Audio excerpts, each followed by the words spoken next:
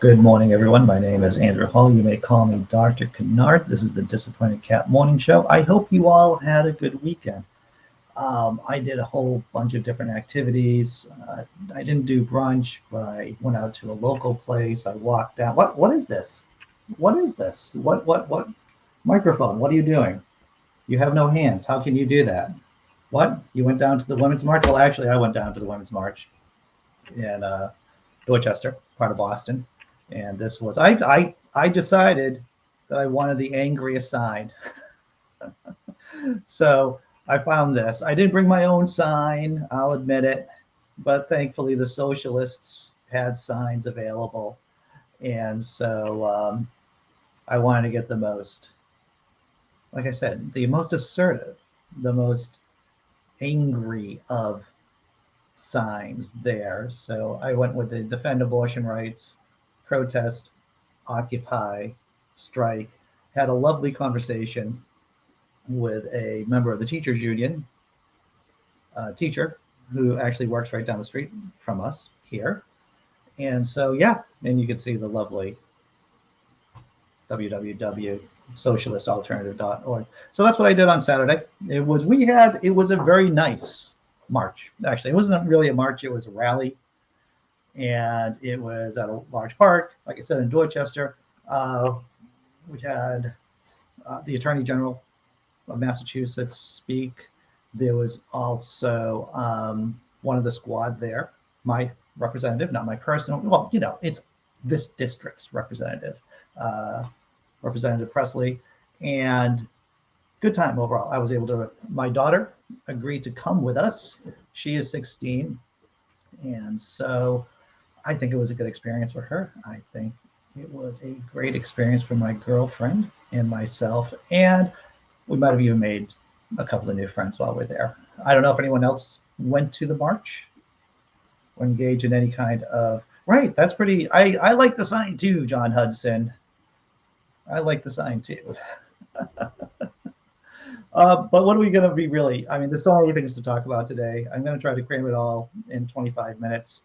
Good morning, everyone. Right? I do hope you had a good weekend. What's up, Tobin, Donna, John Hudson? Happy National Hispanic Heritage Month. There's, they seem to cram a lot of months into October. Have you noticed that? It's actually Head Injury Awareness Month 2. As many of you know, I worked with people who have head injuries for about 20 years. And October is, and I don't believe they've changed it, it's National Head Injury Awareness Month. What's up, Simply Secular Dave? Hope you're doing okay. What's up, Grant? Tobin Templeman throwing out some jokes there. What's up, Theo? Jess M, morning. All right, KCA Randy, I think we got it all. I think I hit the bases here.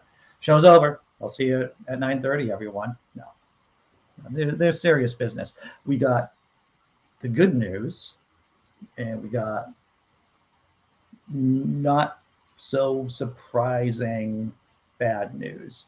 The good news is that vaccine mandates seem to work. We're going to be talking about that.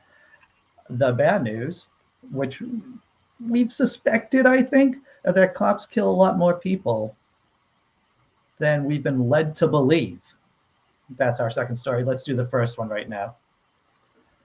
Links in the description below, everyone. You know the drill, right?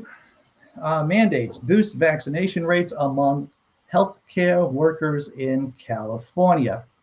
It turns out a lot of people who are vaccine hesitant get vaccines when their jobs depend on it. California's requirement for all healthcare workers to be vaccinated against the coronavirus, which took effect Thursday, appears to have compelled tens of thousands of unvaccinated employees to get shots in recent weeks, bolstering the case for employer mandates. In a survey of more than a dozen of the state's major hospital systems, most healthcare employers reported vaccination rates this week of 90% or higher, with hundreds, and in some cases, thousands more workers in some systems opting to be vaccinated rather than to apply for limited medical or religious exemptions since Governor Gavin Newsom's administration issued the health order August 5th. Let's face it, we're a lazy species. We're a lazy species. It's simpler just to get a jab or two than to fill out the paperwork for getting a religious exemption.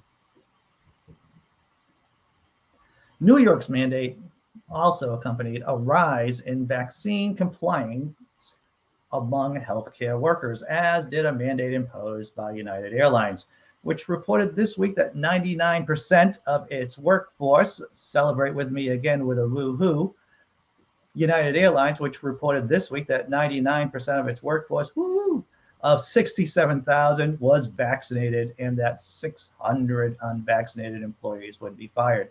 2 months after Tyson Foods mandated inoculation, 91% of its 120,000 U.S. employees are vaccinated, compared to less than half in early August. Now, UC Davis Health in Sacramento, where 94% of some 15,000 workers are now vaccinated, Dr. David Lubarsky, the chief executive, said employee compliance was boosted both by the state mandate and an earlier one imposed in July by the state of California. You know, people love to run their mouths. They love to say things like, we're not going to get vaccinated no matter what. And there are going to be some people, a minority of people, who refuse to get vaccinated, even when they're going to lose their job. However, most people are going to get the jab. Story continues. In a recent poll by the Kaiser Family Foundation, Americans said fear of the virus Delta variant more than mandates had fueled their decisions to get vaccinated. But California health authorities also note that the state's aggressive stance on inoculation has contributed to one of the nation's lowest rates of new coronavirus infections. About 72% of eligible Californians have had at least one dose of the vaccine. You know, the thing is, when people do the right thing, well, they do something that they had originally said they didn't want to do, they don't want to say that they got forced to do it, because that makes them sound like they're wussies, right? I think there's some cognitive dissonance going on in their heads. So instead of saying, we decided, or I decided to get the vaccine because of a mandate, people are more likely to say, well, the Delta variant was really bothering me personally. I saw the data. I did my research. That's what most people will say, and that's what I think is behind the Kaiser Healthcare report. Sharp Healthcare in San Diego, which employs about 18,000 workers, 91.7 were vaccinated this week, up from 88% 2 weeks ago, according to a hospital spokesperson. But more than 500 employees remained unvaccinated. Nearly 300 were only partly vaccinated, and nearly 700 had requested exemptions. It's been a real challenge for some hospitals to get enough staffing. Adding that her organization has asked the California Attorney General to investigate reports of price gouging by agencies charging hundreds of dollars an hour for nurses, for travel nurses. So yeah, there are definitely some effects, some negative effects of the vaccine hesitant, of the anti-vaxxers who won't get a shot in any situation. And that is gumming up the works. And unsurprisingly, there's price gouging. Who would have thought that?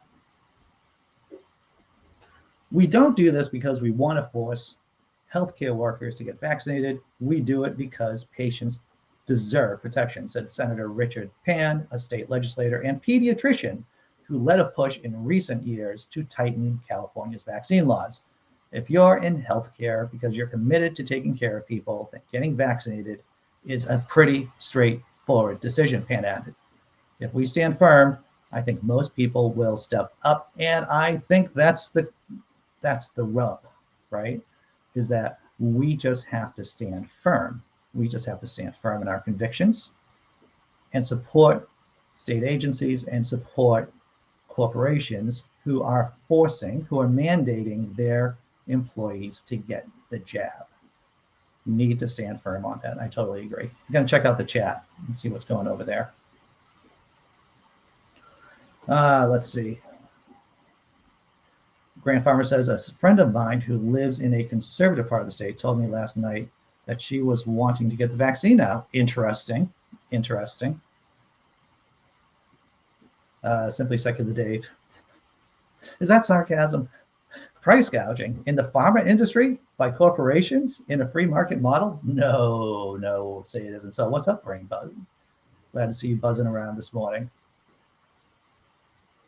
This is interesting. So, Theo, who correct me if I'm wrong, Theo, you hail from Switzerland. 3 Swiss guards of the Pope quit because of a vaccine mandate. How crazy is that? Oh, Dave, we should stop saying mandate. Evangelicals can't say man and date. Haha. I see what you did there, Dave. I see what you did. All right. I think I'm caught up to date with everyone here. So, first story was about vaccine mandates and how they work and how it's important for us to support people, to support corporations and state agencies and federal agencies who are mandating their employees to get the jab. Before I get to the next story, see, that's our good portion. That's our good news for this morning, everyone. There is not so good news, too, about policing here in the States. Before we get into that, if you like the video, if you're learning anything, if you're enjoying the side chat, if you're enjoying my sign, right, from the Women's March I had, or we had, it was actually a communal sign between my daughter, me, and the girlfriend. Or if you find any value whatsoever, please hit the like button, please subscribe. That would be really cool. Right, and as you notice, there's no ads on this channel. Everything is done by you, YouTube members, and YouTube and patrons, and all you people, all you friends, family, countrymen, everyone who is supporting this channel. So, all right, you ready to buckle up? Is it as bad as you think it is? Maybe it is. This is why I wanted to start off with a positive story before getting into this story. This is a long story. The link to the full tale, the full report, the full story is down in the description. Let's check this out. More than half of police killings in the U.S. are unreported in government data. Study finds. What? Who would have thought that? I'm going to read it again for people in the back, in the cheap seats. More than half of police killings in the U.S. are unreported in government data. Study finds. Microphone. You're going to say something like that. Is that really true? Is there a peer-reviewed paper that supports that assertion? Well, yes, microphone. Even though it's in USA Today, it does reference a study. I believe it's from the Lancet. You want to take a look at it? Microphone does. All right, just because microphone wants to take a look at it, let's do this thing. More than half of police killings. Oh my freaking God. I'm going to try it again, everyone. More than half of police killings in the U.S. are not reported in official government data, and Black Americans are most likely to experience fatal police violence, according to a new study released last Thursday. An estimated 55% of deaths from police violence from 1980 to 1918 were misclassified or unreported in official vital statistic reports, according to the peer-reviewed study by a group of more than 90 collaborators in The Lancet, one of the world's oldest and most renowned medical journals. Previous studies have found similar rates of underreporting, but the new paper is one of the longest study periods to date. I'm going to take a pause, and I'm going to thank Donna. Thank you, Donna. Appreciate your support. It's good that I can take a breath here before going back into this story. What was the percentage again? 55% of the deaths were misclassified or unreported. Oh my God, for almost a 30-year period. And this is from The Lancet. The Lancet is like the real deal. Researchers compared data from the U.S. National Vital Statistics System, an intergovernmental system that collates all death certificates, to 3 open source databases on fatal police violence. fatal encounters, mapping police violence, and the counted. The databases collect information from news reports and public record requests. Researchers estimated official government data did not report. I'm just going to keep sighing through this entire story. I'm sorry. I'm going to try it again. Researchers estimated official government data did not report 17,100 freaking deaths from police violence out of a total of 30,800 total deaths during the nearly 40-year period, speculating the gap is a result of a mixture of clerical errors and more insidious motivations. During that period, non-Hispanic Black Americans were estimated to be 3.5 times more likely to die from police violence than non-Hispanic white Americans. 3.5 times percent more likely to die from police violence than non-Hispanic white Americans, with nearly 60% of these deaths misclassified, meaning they are not attributed to police violence in official government data, researchers found. 3.5 times more likely to die by police violence. So the next time you're talking or hanging out, or you're on Facebook, or you're in real life, and a friend, an associate, an acquaintance talks about how there's no data to support the fact that the police shoot Black people more than white people, you can keep this reference, this link handy, right, in your mind at least. You can reference this. Government data also misclassified 50% of deaths of Hispanic people, 50% of deaths from non-Hispanic white people, and 33% of deaths of non-Hispanic people of other races, researchers found. Similar to previous studies, the researchers found that behind non-Hispanic Black people, non-Hispanic Indigenous people were killed by police at a higher rate than other groups. Non-Hispanic Indigenous peoples were estimated to be 1.8 times more likely to die from police violence than non-Hispanic white people, the researchers found. From the 1980s to the 2010s, rates of police violence increased 38% for all races, researchers found. So the 1980s were the drug wars. You had, which, yay drugs, pretty much winning that. During the 90s, we had the Iraq invasion. And of course, we had another Iraq invasion. And then we had, so it seems like when there is this militarization, when there are all these conflicts going on, either at home or abroad, that it's not beneficial. That innocent people are going to die here at home. The top, oh yeah, so these are the states you don't want to go to, by the way, in case you kind of didn't know which of the states that are most prone to have police do crazy violent things. Here they are. The top 5 states with the highest underreporting rates were Oklahoma, Wyoming, Alabama, Louisiana, and Nebraska.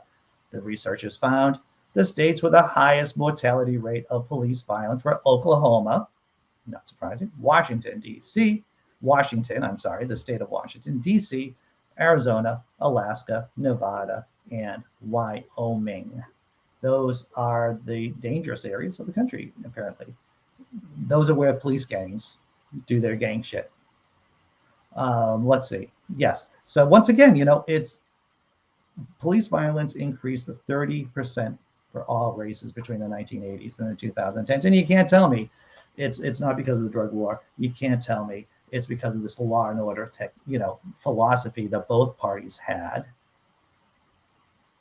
and the fact that the police got militarized, right? Military grade weapons, because we had so many just floating around after all of these forever wars. Checking out the chat. Oh, stupid troll. Somebody often, in fact, did an attempt to cover this booster shots. Do we have a all right. I'm just going to show this because this is so hilarious. Gloria Miller. You know, Gloria, shine on you, crazy diamond. To quote Pink Floyd. Yeah. All right. So we took care of that. I mean, feel free. If you're a moderator, feel free just to ban people. That's about it. You know, you're a moderator for a reason. Feel free to ban people, to remove people. Tobin Templeman says that you're surprised that Texas is not on that list. Yeah, it might just be that the other states are so horrible, Tobin. It might just be the fact that the other states are so terrible. So there you go. I suggest, if you are interested, to take a look at both of those stories and the links. They're both rather long stories, and I hope I did them justice. I hope I did. I should mention that at 9:30 we're doing an open room for atheists, humanists, progressives, and the link is in the description below. It's an open room. We talk about anything, and we have a lot of fun. So that's at 9:30, everyone. I'm going to do something fun right now. I know that sounds radical, but I'm going to do something fun. Because we just can't stop this. We just can't end or start winding down the show on such a horrible negative note.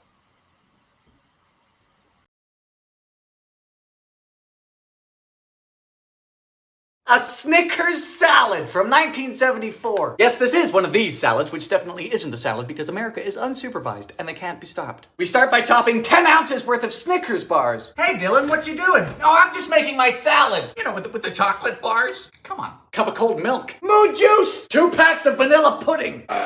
4 Granny Smith apples. For what? Solidarity? Granny don't deserve this. Whatever happened to respect your elders? Now into the pudding goes a tub of Cool Whip, because we don't give a shit. In goes the apples. And the Snickers.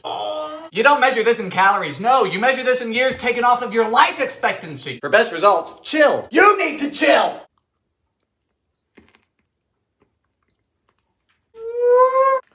Is it good? No. Is it bad? No. It's sugar! Go ahead, feed this to a child. You're gonna yeet them into orbit. Goodbye, Johnny. Post-terrestrial. Where's Johnny? Johnny is gone.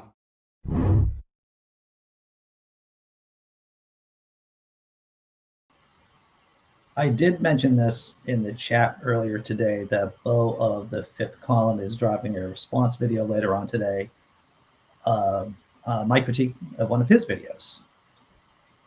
And so I will post that link to his response to me on my social media sites, whether it's on Twitter or on the Facebook pages or on the Facebook groups.